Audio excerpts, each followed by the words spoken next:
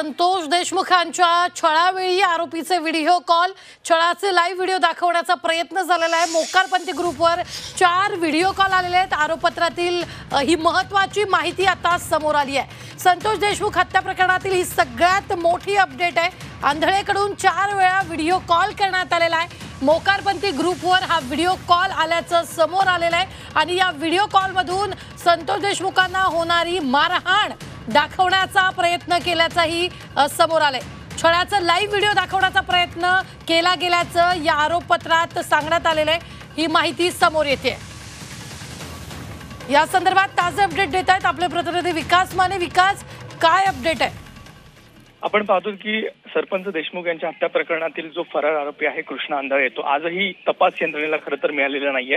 मात्र यात प्रामुख्याने जो काही आरोपपत्र समोर आलेलं आहे त्यात महत्त्वाची बाब उल्लेख झालेली आहे ती म्हणजे यातील कृष्णा आंधळे जो आहे त्याने जवळपास 4 वेळा व्हिडिओ कॉल जो आहे तो या मोकारपंथी ग्रुपवरती केलेला आहे आणि त्यामध्ये जर पाहिलं तर मोकारपंथी ग्रुपमध्ये यातील जे काही आरोपी आपल्याला पाहायला मिळतात हे सर्व त्यामध्ये सदस्य होते आणि एकंदरीतच कृष्णा आंधळे जो या संपूर्ण घटनेचा ज्यावेळेस देशमुख यांच्या हत्येचा पूर्ण फराळ पाहायला मिळाला होता त्यावेळेस जो हत्या केली जात होती त्याचं सगळं चित्रण जे आहे तो कृष्णा आंधळे हा करत होता आणि यात प्रामुख्यानं कृष्णा आंधळे किती शातीर आहे हे देखील यामधून पाहायला मिळते। कारण की कृष्णा आंधळे या संपूर्ण कुठल्याही फोटोजमध्ये पाहायला मिळत नाही कारण की कृष्णा आंधळे हा स्वतःच या संपूर्ण घटनेचं चित्रण जे आहे ते करताना पाहायला मिळत आहे। मात्र अजूनही कृष्णा आंधळे हा फरार आहे आणि यावरून स्पष्ट होत आहे खरं तर या व्हिडिओ कॉलमध्ये आणि हे जे काही समोर चार्जशीटमधनं मुद्दे समोर आलेले आहेत ते अतिशय महत्त्वाचे आहेत आणि कृष्णा आंधळे हा तपास यंत्रणेसाठी किती महत्त्वाचा आहे हे देखील महत्त्वाचं सांगितलं जात आहे। अगदी 1 मिनिटासाठी विकास तुम्हाला थांबवते। मात्र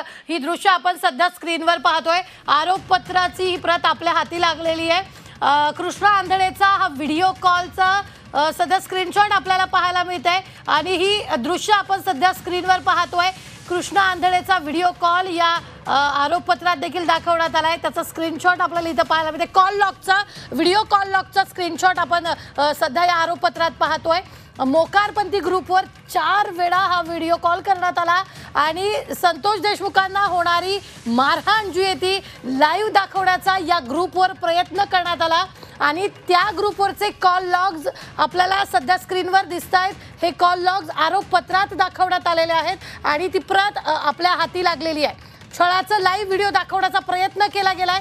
विकास आपले प्रतिनिधी आहेत। विकास, आणखी काय माहिती समोर आली आहे?